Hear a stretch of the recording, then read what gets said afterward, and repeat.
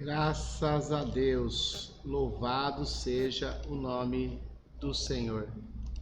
Graças ao Deus do céu, graças ao Pai, graças a Deus. Hoje nós vamos estar falando aqui sobre o jejum que Deus aprova. Ontem nós fizemos um estudo da teologia e hoje nós vamos estar falando aqui sobre o jejum que Deus aprova. Vamos estar falando sobre a palavra de Deus, mas eu quero falar especificamente hoje sobre Elias, porque Elias foi um homem que Deus usou tremendamente. Interessante eu dizer isso, porque a Bíblia fala que Elias era sujeito às mesmas paixões que nós. Elias, ele tinha os mesmos defeitos que nós. E ele orou, e por 3 anos e meio não choveu. E interessante dizer isso, que ele fez isso sozinho. E eu quero enfatizar isso, que quando uma pessoa ela tem a fé em Jesus Cristo, ela faz as coisas sozinhas. Ela não precisa de andar em grupo. Ela não precisa de andar porque o amiguinho foi, eu vou também. Não. Quem tem fé vai sozinho. Porque a partir do momento que a gente precisa andar com outras pessoas para nossa fé ser ouvida, nós já estamos fora da fé. Nós estamos totalmente fora. Porque o Senhor Deus, Ele tem que ouvir a nossa oração, a nossa fé, sem que ninguém precisa nos acompanhar. Então, você e eu, nós temos que fazer como Elias. Nós temos que ter a nossa fé independente.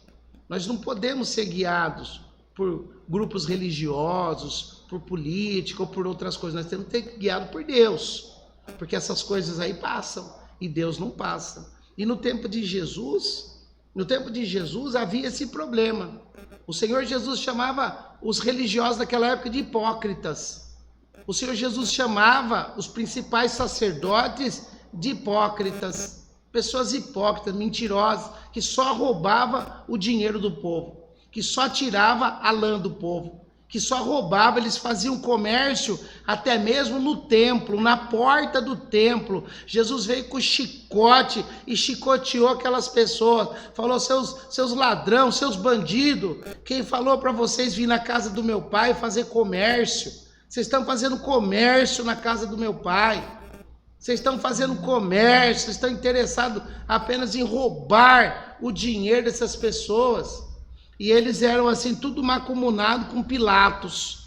Os principais sacerdotes eram mancomunados com Pilatos, andava junto com o governador da época, andava junto com a política, andava junto, eles estavam longe de Deus. As orações deles não eram ouvidas. As orações daqueles homens não eram ouvidas. Deus não recebia a oração deles. E vou dizer uma coisa para você, hoje Deus também não está recebendo a oração dessas pessoas hipócritas. Deus não está recebendo a oração dessas pessoas, que o coração deles já não é mais de Deus. Pessoas que já estão preocupadas em outras coisas, não estão mais preocupados com as almas. Um dia eu fui numa reunião de pastores, e aí quando eu cheguei na reunião, tinha um café, igual estou tomando aqui um café, tinha um café. E aí os pastores começaram a conversar. Aí veio um pastor de mim e falou assim: ô pastor Júlio, tudo bem? Tudo bem? Eu falei: tudo bem. Ele falou: quantos membros tem na sua igreja? Eu falei: estranho perguntar isso. Eu falei: 30. Ele falou: 30? Quanto que arrecada lá? Eu falei: quanto que arrecada? Eu falei: ô irmão pastor, por que você quer saber isso? Não, irmão, só pra gente conversar, pra gente saber como que tá, porque, né, sabe que a arrecadação é muito importante na igreja. Passou um pouquinho, veio outro: ô pastor Júlio, não sei o que, elogiou eu. Aí ele falou assim: irmão, desculpa perguntar, quanto que o irmão paga de aluguel lá no centro? Eu falei assim: por que você quer saber? Ele falou: não, irmão, é que a gente conversa, sabe que a gente é pastor. Ele falou: quanto que arrecada lá uma igreja no centro? Aí eu comecei a perceber que naquela reunião de pastores, eles só queriam saber quanto que arrecadava e quantos membros tinha. E não era 1, 2, não. A maioria deles só queria saber isso. Eu falei, Jesus, eu estou no lugar errado. Eu achei que eu ia vir aqui numa reunião de pastores e eles iam ensinar eu como que eu vou orar para revelar, para curar as pessoas, para ganhar almas. Eu achei que a pergunta de um pastor mais conceituado que eu, que está mais tempo que eu, seria perguntar assim, ô pastor Júlio, quantas almas o senhor ganhou lá esse ano? Quantas vidas o senhor salvou? Quantas pessoas o senhor ajudou? Não. Pura hipocrisia. Por isso Jesus chamava aqueles homens fariseus hipócritas. Hipócritas. Porque eles são o quê? Hipócritas. Eles querem saber quanto você arrecada, eles querem saber quantos membros você tem, eles não querem saber quantas almas você ganhou, não querem saber as dificuldades do trabalho, não querem saber nada disso daí. E hoje em dia, eu não vou mais nessas reuniões, porque não acrescenta nada. Não ajuda nada. Você vai lá, você vai descobrir que as pessoas não são quem realmente a gente pensa que são. E aí, lendo na Bíblia, e aqui na palavra do Senhor, aqui no dicionário bíblico, eu achei a palavra hipócrita. Vamos passar lá para ver o que quer dizer? Vamos ver o que quer dizer. Ó. Eu vou abrir aqui, ó, hipocrisia. Hipocrisia, lá, hipocrisia. Característica do que é hipócrita. Falsidade e dissimulação. Ato ou efeito de fingir, de dissimular os verdadeiros sentimentos e intenções, fingimento e falsidade. Olha aí, ó, o que é hipocrisia? Hipocrisia é isso, ó, é a característica do que é hipócrita, falsidade e dissimulação. O Senhor Jesus, ele vem falar para nós sobre a verdade.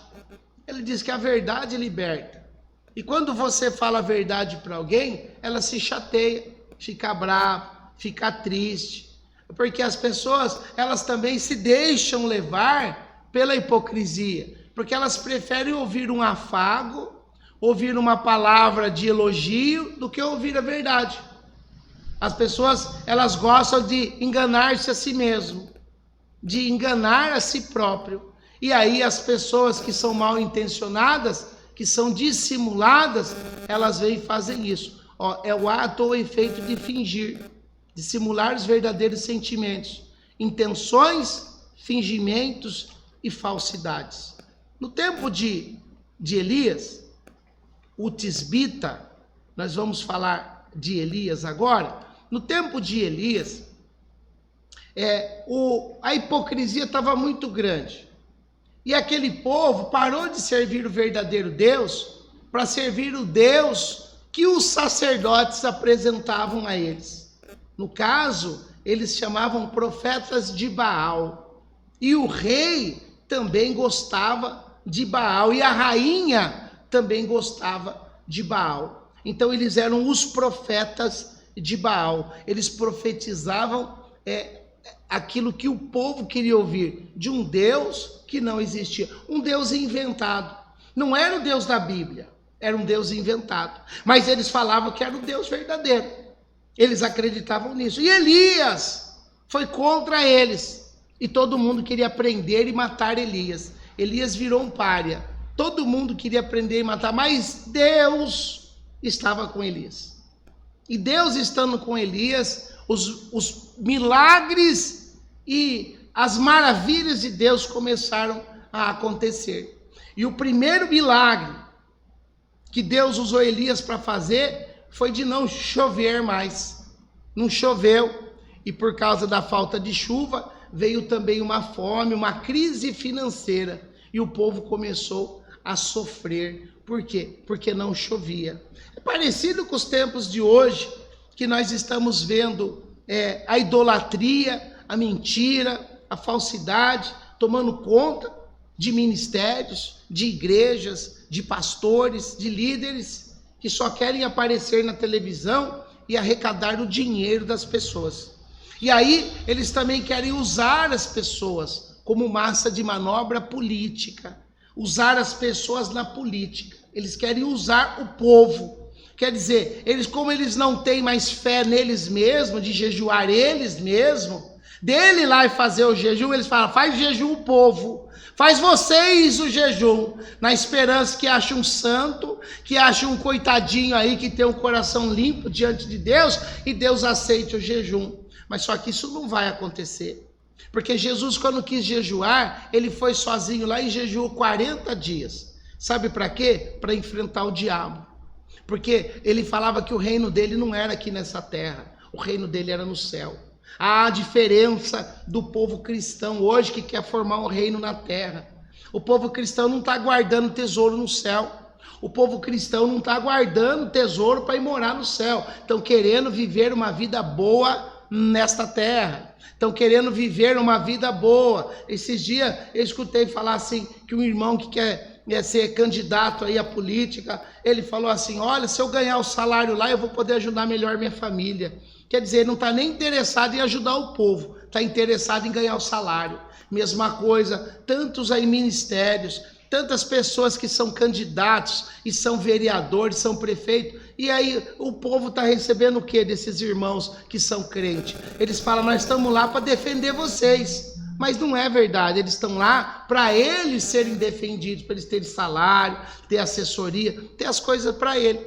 E no tempo de Baal era a mesma coisa. No tempo de Baal havia bastante pessoas que eram sinceras até, pessoas que até acreditavam em Deus, mas eram manipuladas pelas pessoas que andavam só com a roupa boa, de marca, porque vivia do dízimo e vivia da oferta. É isso que eles faziam. Mas vamos ver o que aconteceu. Vamos ler na palavra, para não ficar nas minhas palavras. Vamos ver o que Deus falou através de Elias, o tisbita. Olha lá, vamos ver o que Deus falou. 1 Reis, capítulo 17.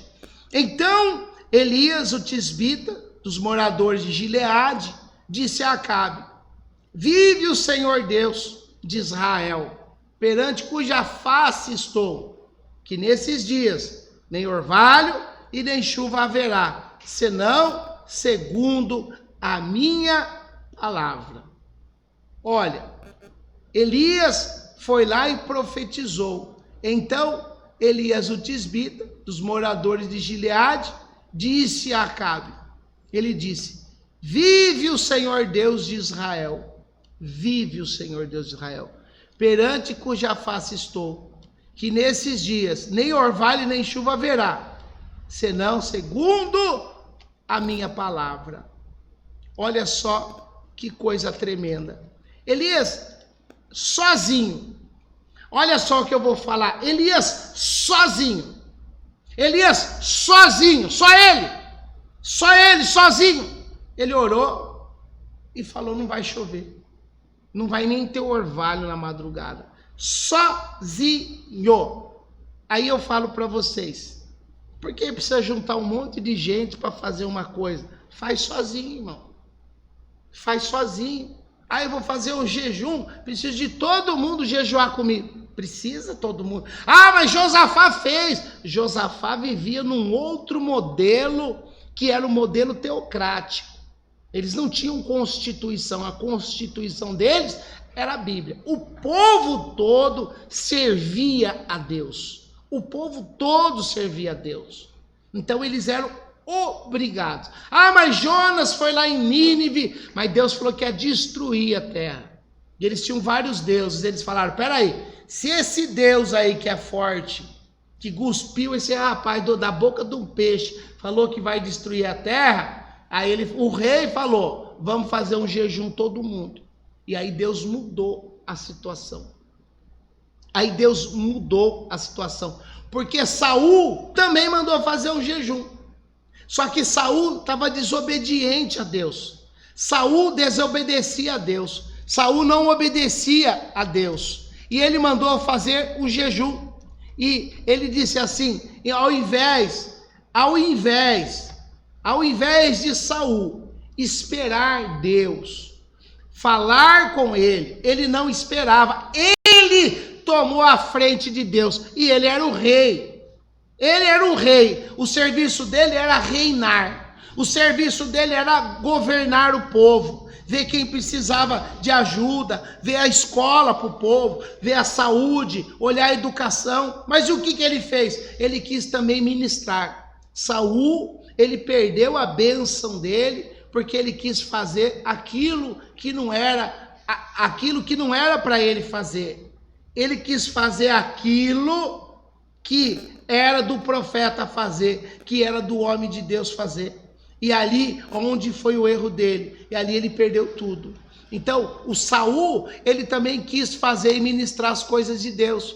E depois que ele viu que ele perdeu tudo, depois que ele viu que deu tudo errado, depois que ele viu que as coisas ficaram pretas para ele chamou até um espírito de Endor, ele foi lá e invocou um espírito dos mortos, ele fez a necromancia, ele fez isso, a necromancia, e aí o que aconteceu? Ele pagou caro, foi expulso das coisas de Deus, ele perdeu tudo. Amados, cada pessoa no seu lugar, cada pessoa tem que ficar no seu lugar.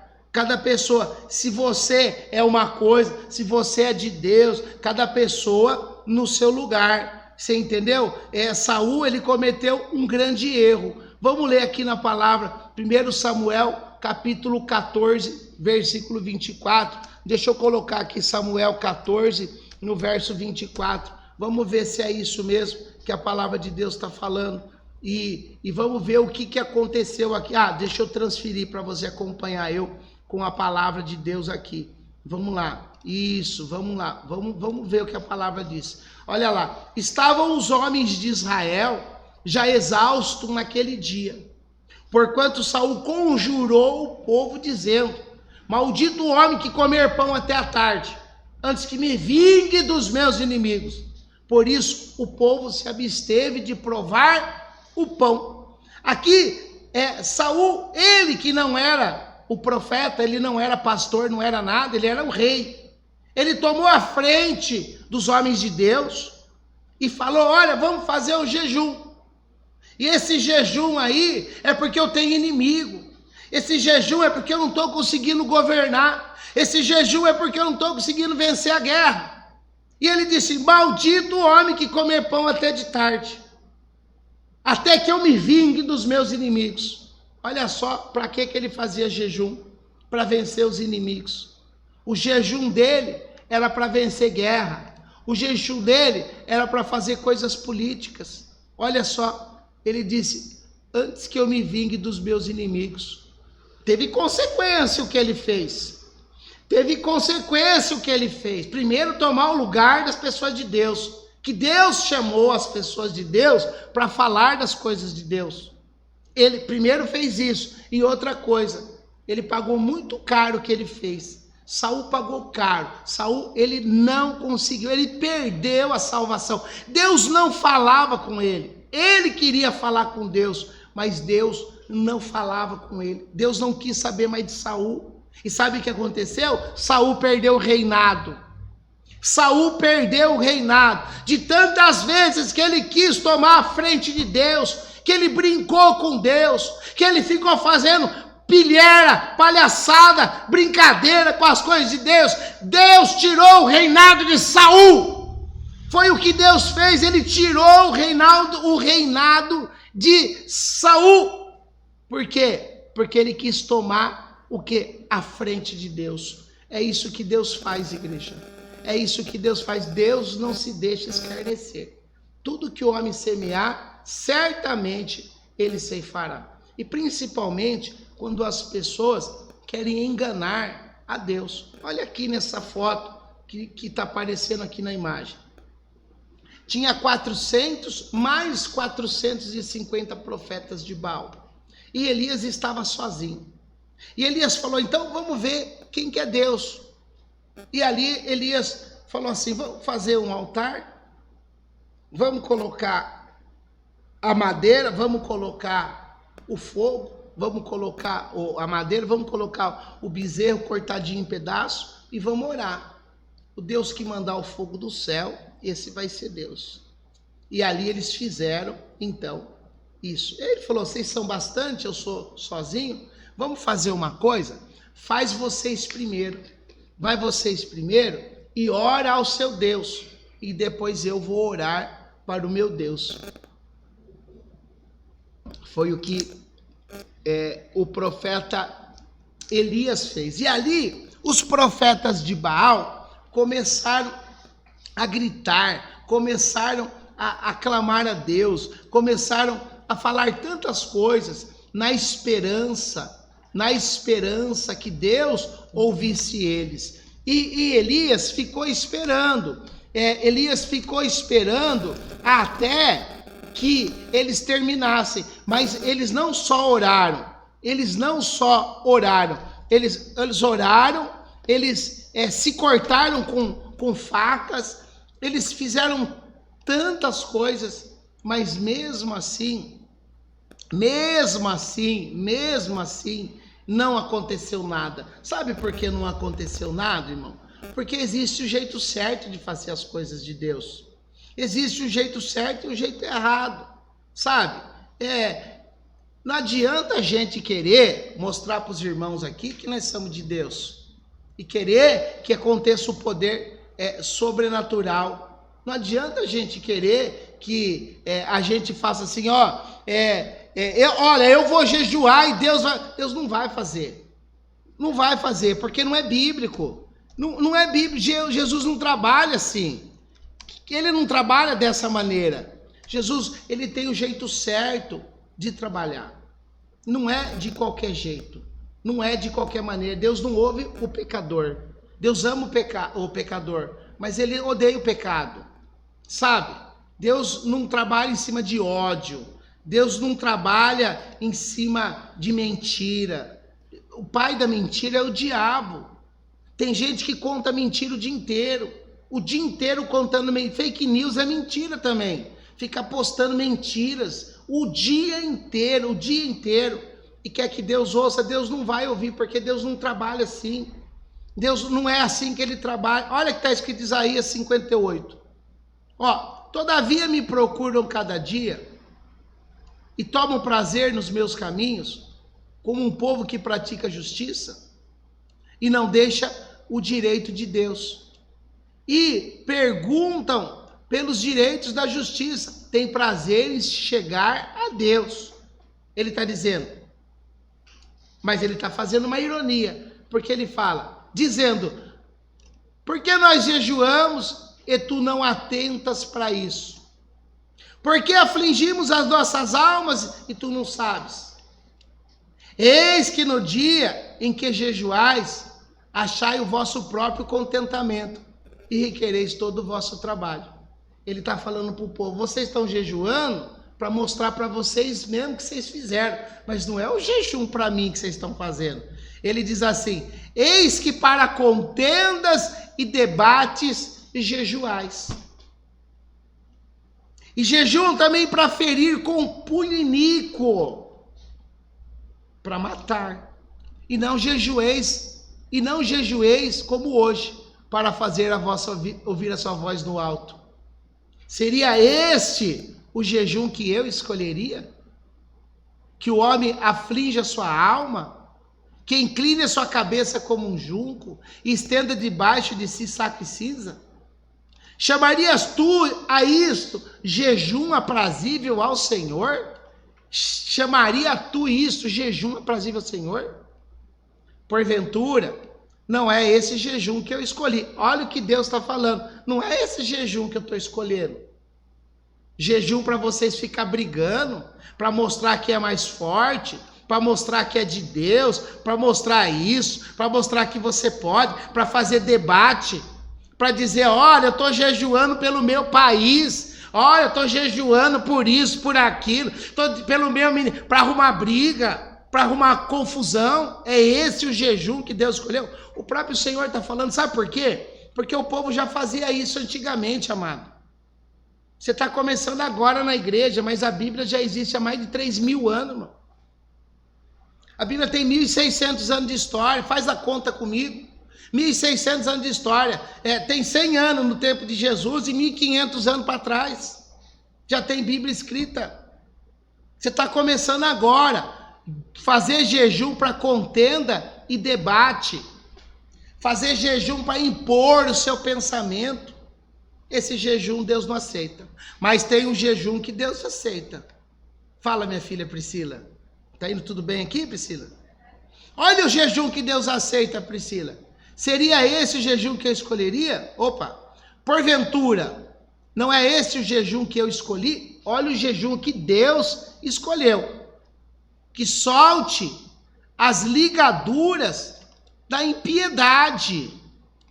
Que desfaça as ataduras do jugo. E que deixe livre os oprimidos. E despedace todo o jugo.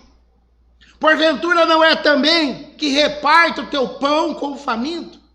Que recolhas em casas os pobres abandonados? E quando vire o nu, o cubras e não esconda da tua carne. Então, se fizer esse jejum de amor ao próximo, esse jejum para abençoar, esse jejum com o coração limpo, o que quer dizer? O que quer dizer o jugo? Vamos ver aqui no dicionário o que quer dizer jugo. Hipocrisia eu já falei. Vamos ver agora o que quer dizer jugo. Jugo. Vamos ver se dá para escrever aqui, né? Vamos ver aqui jugo. O que quer dizer jugo? Jugo é uma peça de madeira para atrelar bois, carroça ou arado, canga ou parelha de boi. O que quer dizer o jugo? O jugo é aquela peça que amarra o pescoço do boi. Aquela peça que amarra, e aí o boi, você amarra ele na carroça, com aquelas duas madeiras, atravessa assim, ó. E o boi, ele fica preso na carroça, ou no arado. O jugo é o que prende. A foto aqui, ó. Tem uma foto aqui na lateral. Olha o jugo aqui amarrando o pescoço dos boi. Olha o jugo aqui amarrando o pescoço do boi. Tem gente que está amarrando, que está colocando jugo no pescoço da pessoa.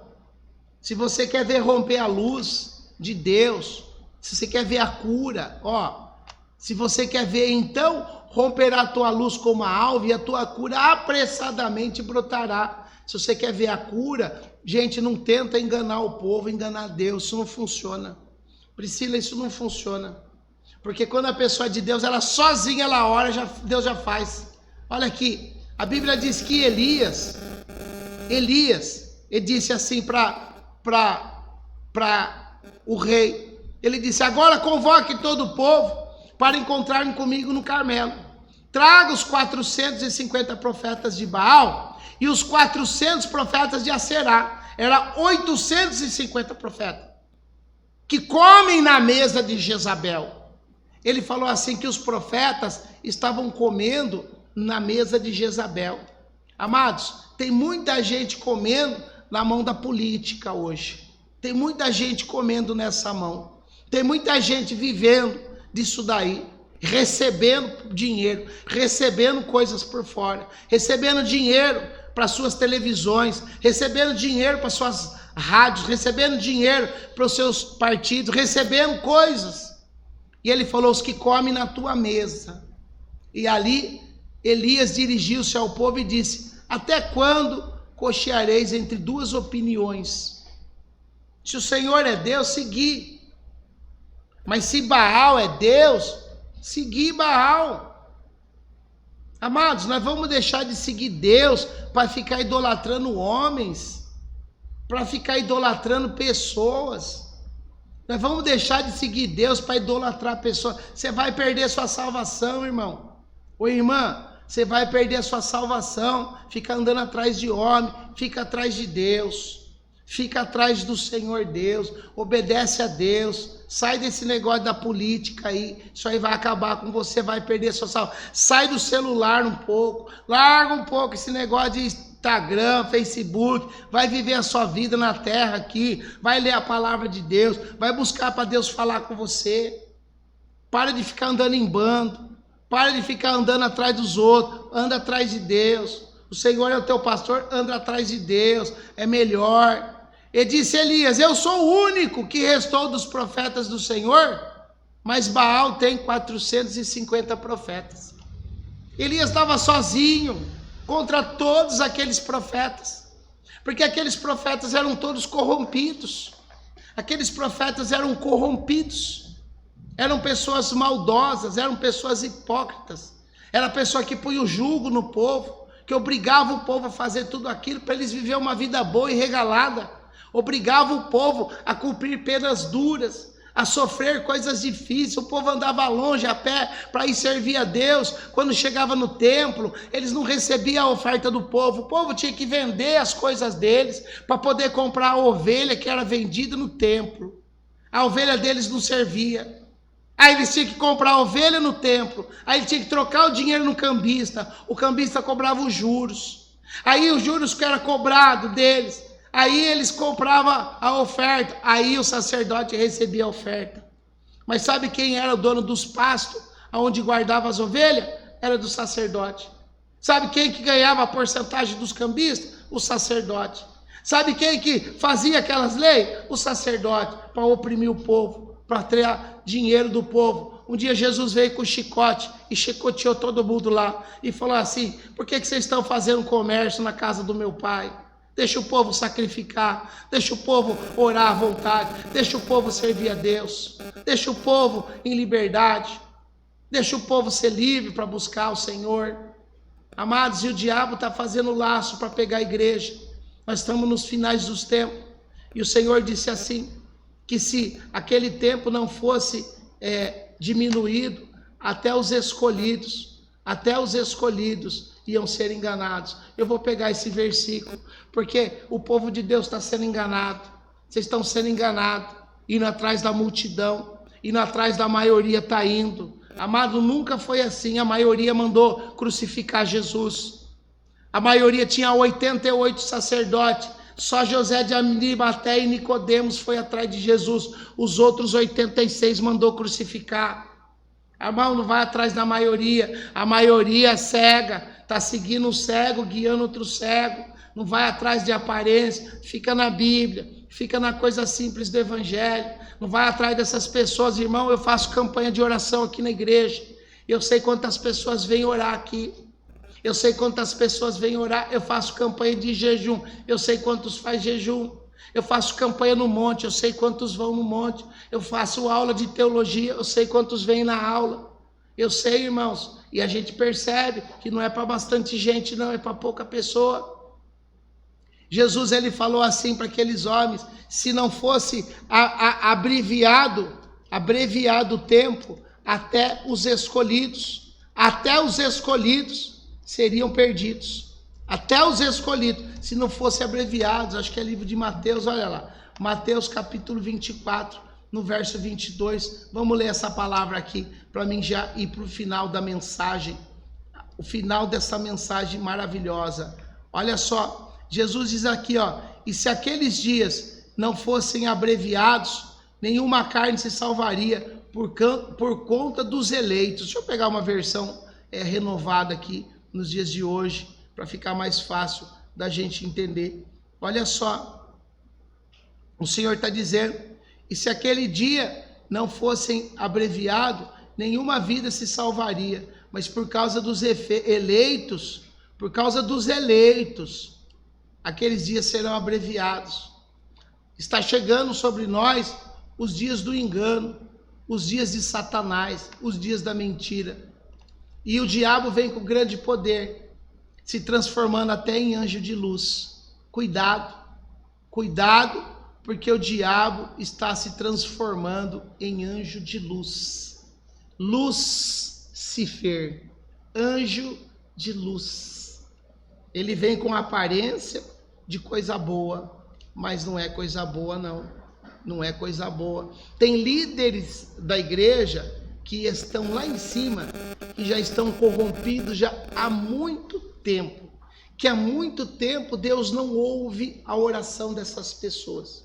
Pastor, o senhor está julgando? Não, eu não estou julgando, estou dizendo para você fatos, que a pessoa, o coração não está mais em Deus, o coração está no dinheiro, no mamon, o coração está, tem muitos líderes lá em cima, que são da maçonaria, que está enganando você.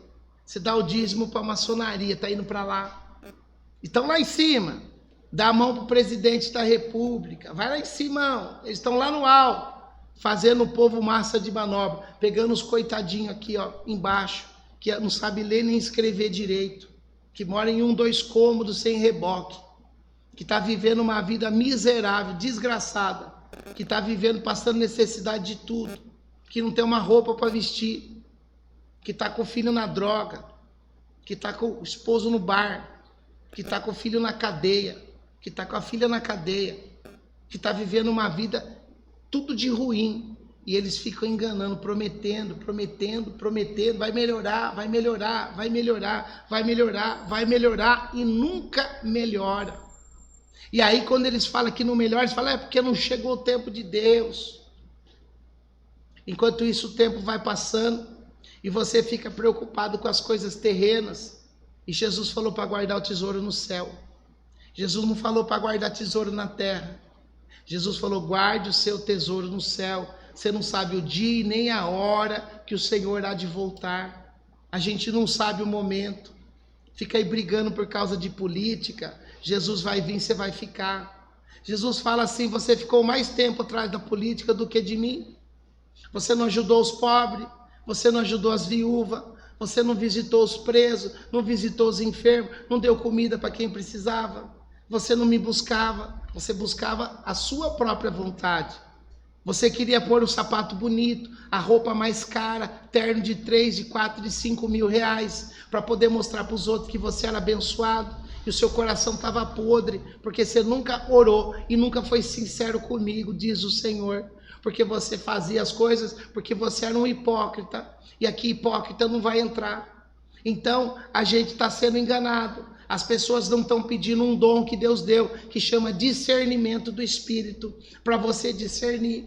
E você só vai receber o dom com oração. Você acha que Deus vai dar o dom para quem fica o dia inteiro na internet?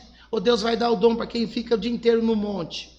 Você acha que Deus vai dar o dom para quem fica o dia inteiro lendo um monte de coisa que não presta? Ou Deus vai dar o dom para quem fica lendo a palavra dele, estudando ela? Você acha que Deus está no meio dessas coisas aí, meu amado? É porque você não tem discernimento, você não enxerga. Do jeito que você não enxerga o coronavírus, você não enxerga o diabo também. É a mesma coisa, vai ver até o mesmo. Quem vem para matar, roubar e destruir é o diabo. Vai ver o vírus, é até o próprio diabo que está aí. Uma forma dele agir e tirar a vida das pessoas. Agora imagine se tira uma vida que não tem salvação. Imagina, enquanto você está aí atrás de passeata, atrás de tanta coisa, atrás de enriquecer, atrás de ter fama e sucesso, atrás de ser um candidato, ser um político, atrás de tanta coisa, e está esquecendo de ir atrás do que é mais importante, atrás do Senhor Jesus, atrás de examinar as Escrituras, examinar. A Bíblia diz em Joel, o meu povo perece por falta de conhecimento, e Jesus diz que quando vocês forem meus discípulos, então conhecereis a verdade. Para conhecer a verdade, tem que ser discípulo, tem que ser seguidor de Jesus, tem que deixar tudo dessa terra, tem que largar tudo para trás. Você tem que deixar o eu sou, eu posso, eu faço. Você tem que deixar o ego, você tem que deixar a mentira, você tem que deixar a prostituição, você tem que deixar a idolatria, você tem que deixar... A Bíblia fala que aquele que não deixa pai, mãe, mulher, filho, dinheiro, casa, e deixa tudo, não é digno de mim. Agora nós vamos contrariar a Bíblia e dizer que a gente, com tudo, a gente vai ter Deus. Se Deus está falando que para seguir ele tem que largar tudo. Eu não falo para vocês que eu cheguei na igreja, que eu tinha só um sapato furado, não tinha nem lugar para dormir. Eu já não contei esse testemunho? Sabe, naquele tempo, era o tempo que eu mais era crente, porque eu não tinha onde dormir, não tinha o que comer, e eu chorava todo dia pela misericórdia de Deus, para Deus me dar uma nova oportunidade. Todo dia eu chorava, falava, Deus, me socorre. Eu parecia Jonas na barriga do peixe. Aquele tempo eu tenho certeza que eu era muito melhor crente do que eu sou hoje. Hoje eu tenho sapato novo, hoje eu tenho roupa boa, hoje eu tenho carro bom. E será que eu choro todo dia ainda? Será que todo dia eu acordo e choro pedindo a misericórdia? Eu acho que não. O coração vai endurecendo e eu procuro servir a Deus. Eu falo, Deus, não deixa eu endurecer o coração. Deixa eu continuar nessa fé. Agora, amados, tem que deixar tudo para trás. Servir Jesus não é brincadeira, não. Não é brincadeira de quinta série de escola. Aí vai fazer jejum, você vai? Ah, eu vou. Vamos fazer jejum? Vamos. Ficar sem comer não é jejum. Jejum é tirar as ligaduras do pecado, abandonar o pecado, a mentira, o ódio, o rancor, a inveja. Deixar o velho homem morrer e nascer um novo homem, uma nova mulher. Você fica aí brigando, xingando os outros. Você acha que você vai para o céu desse jeito? O céu não entra. Tirou Lúcifer de lá. Você acha que vai levar gente ruim? Não vai, irmão. O céu é de Deus. Temos que ser nova criatura. Aquele homem Nicodemos chegou para Jesus e falou assim: olha, eu sei que o senhor é bom, eu sei que você é de Deus. Ele falou: pera um pouquinho, Nicodemos, vamos pegar no começo. Se você não nascer de novo, você não vai entrar no reino de Deus. Ele falou: como que eu vou entrar? Eu sou grande, eu vou entrar na minha mãe de novo? Ele falou: se você não nascer de novo, você não vai nem ver. Amados, as pessoas não estão enxergando mais o reino dos céus, estão enxergando o reino na terra. O nosso reino não é aqui. Não é aqui o nosso reino. O nosso reino é no céu. Pastor, o que você está dizendo? Exatamente o que a Bíblia diz, que o nosso reino não é aqui. Eu não sabia que Pedro foi candidato a vereador lá em Jerusalém. Vocês sabiam? Eu não vi Pedro candidato a deputado estadual nem federal. Vocês viram? Jesus falou o que para Pilatos? O meu reino não é aqui. O meu reino é em outro lugar. Guardai o vosso tesouro no céu. Bom, essas são as minhas palavras, as palavras que Deus pôs no meu coração hoje. Falei aqui de Elias, que Elias era homem sujeito às mesmas paixões que nós. E olha que coisa interessante, ele sozinho orou e não choveu.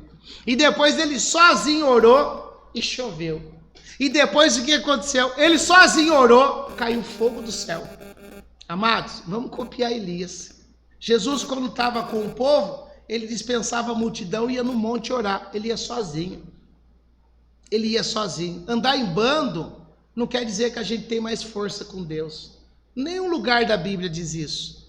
A força espiritual, ela depende de cada um, de cada pessoa. Isabel era uma mulher piedosa e depois de certa idade engravidou de João Batista. Do Zacarias, e nasceu João Batista, sozinha, a fé dela. Ana chegou no altar sozinha e falou: Deus, eu quero ter um filho, e ela engravidou. Se a gente vai vendo na Bíblia, as pessoas que são de Deus, eles andam sozinhos, eles vão sozinhos, e eles conquistam a vitória. Peça para Deus discernimento, para você abrir os seus olhos espirituais, e não terreno, os espirituais, porque nós precisamos vencer a batalha espiritual e não uma batalha terrena. Batalha terrena, ela sempre vai ter. Tem que trabalhar, tem que lutar, tem que estudar, tem que pagar conta, tem que correr atrás.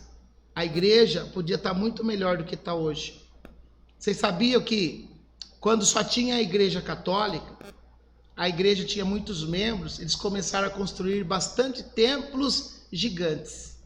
Tem lá as catedrais de Roma, né? Templo de São Pedro, de São Paulo, basílicas, começaram a construir cada vez maior e contratavam os pintores mais famosos, Michelangelo, aqueles pintores mais famosos de todos, para pintar lá, aquele que pintou a Capela Sistina. Então eles chamavam os pintores, os arquitetos, os melhores do mundo para fazer. E as igrejas eram pomposas, eram cheias de ouro, eles faziam tudo de veludo, tudo do melhor. Mas o coração deles estava longe de Deus. O coração não movia mais Deus. Até que veio Martinho Lutero, com o protestantismo, protestou, e a igreja passou a ser uma nova igreja, que é a igreja evangélica de hoje. A igreja evangélica de hoje está seguindo o mesmo caminho. Cada um querendo fazer uma igreja maior que a outra, mais bonita que a outra, cheia de cadeira, de ar-condicionado, de riquezas, de luxo, e traz plantas de outro país, pedra de outro país. A minha igreja é a mais bonita que a sua. Mas e aonde está o Senhor? Será que nós não estamos cometendo o mesmo erro que já foi cometido pela igreja? Só falta agora a igreja começar a matar, que nem a Inquisição matava. Na Espanha, 3 milhões de pessoas foram mortas pela igreja católica. 3 milhões. Só falta os irmãos começar a matar os outros, aí nós voltamos no tempo. A história está dizendo, e não é uma opinião minha, são os livros de história. Que Deus abençoe vocês que vieram aqui nessa manhã.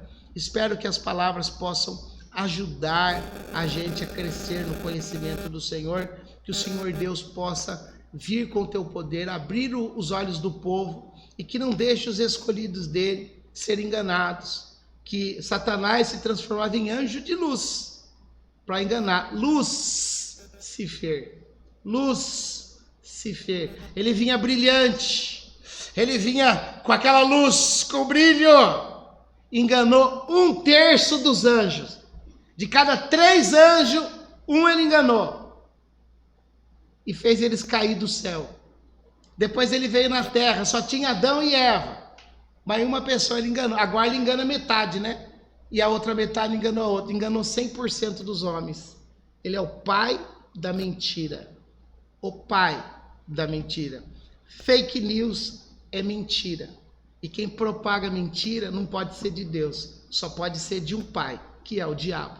Vamos falar a verdade.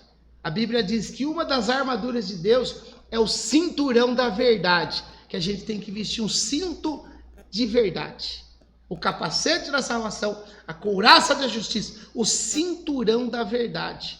Jesus disse, eu sou o caminho, e a verdade, e a vida, não a mentira. Ele é a verdade. Deus abençoe você, sua casa, sua família. Deus abençoe o seu lar, em nome do Senhor Jesus Cristo. Fica com Deus.